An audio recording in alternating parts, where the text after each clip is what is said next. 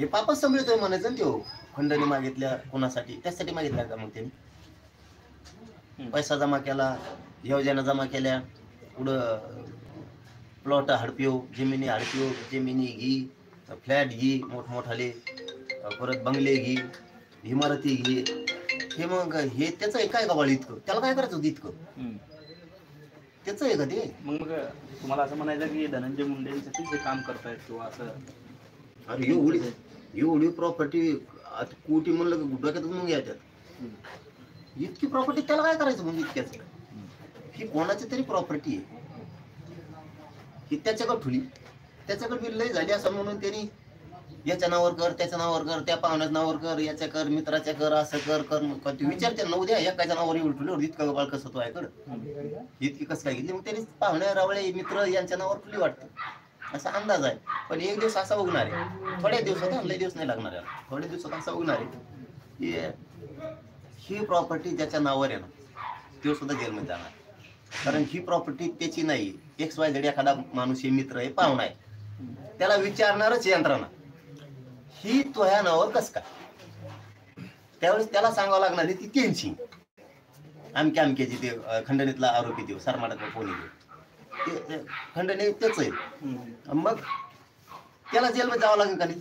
त्याच्यापेक्षा मी कालही सांगितलं आणि आजही सांगतो, ही तुमची सोडून एखाद्या राजकीय नेत्याची किंवा या खुनातल्या आरोपीची किंवा खंडणीतल्या आरोपीची प्रॉपर्टी, जमीन, काही बंगले, पैसे जर एखाद्या गरीब पाहुण्याच्या कुणाच्या त्यांच्या नावावर असतील, त्यांच्या मित्राच्या नावावर असतील, तर त्यांची त्यांना वापस करा. नसता तुम्हाला जेलद्वारी करावं लागत.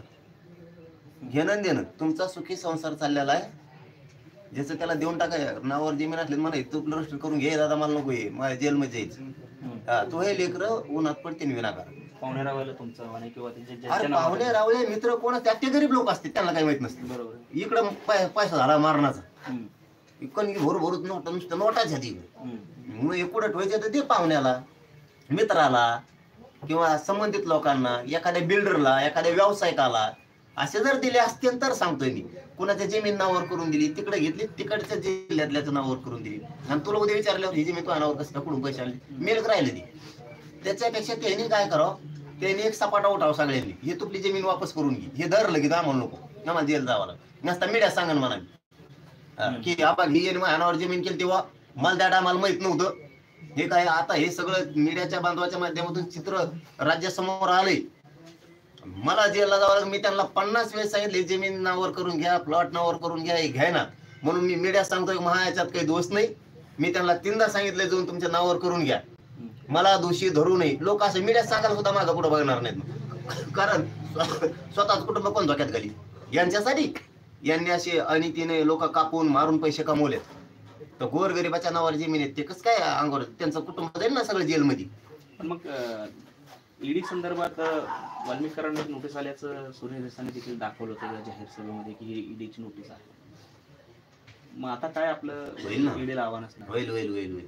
ईडी काय ग बस, एवढं मोठं गाभा सापडलं म्हणल्यावर आता ते काय कशाला ग बस, आमच्यासारख्या गरीबाच्या मागं लगेच. हा हालचाली दिसत नाहीत पण त्याच्या त्यांना हालचाली. पेट्रोल संपलेलं असं सध्या, डिझेल थंडीचे दिवस सध्या मशीन सुरू लागतो, टक्का गाडी असं होईल सुरू. कारण आमच्यासारख्याच मागा लागते राहू, घेणं नाही देणं नाही, आमच्यासारख्याच मागं लागते. मग आता एवढं मोठं गावाला एवढं राज्यात वातावरण, ईडी कार्यक्रम लवकरच दाखवील सगळे कुठून आलं हे गबाळ काय हे सगळं बाहेर काढणार आहे. कारण एवढं उत्पन्न असू शकत नाही. अरे कारखाना नाही, शाळा नाही, सोळा नाही, एखाद्या आश्रम शाळा सुद्धा नाही, साधी इंग्लिश स्कूल सुद्धा नाही, क्लासेस सुद्धा नसते ना साधी. कमी इतकं काय कमाल कोणचं उत्पन्न होते शेतात?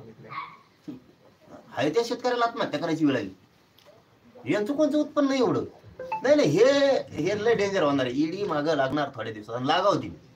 हा तिने लागाव तक्रार वगैरे करणारे किंवा काही मुख्यमंत्र्यांकडे मागणी. मला नाही काही कळत, पण का मग त्याला कळा ना काय, त्याला आमसारख्याच मागायला होते आंदोलन करणाऱ्याचे. इथं आमजवळ काहीच नाही, तरी आमचं सगळे पत्रे सापडे सगळं सापडे आता काढून तेवढे आहे. 13.5 पत्रे ती मला आमच्या मागं जमत.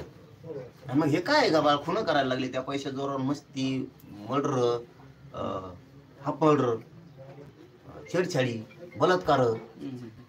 हे का साधं आहे? चोट्टे चाट्टे दरोडे टाकते ते बिगून येतं, हे जमतंय. त्यात अजितदादा झाले पालकमंत्री, आता कार्यक्रम लावते ना. मग धनंजय मुंडे असं देखील म्हणाले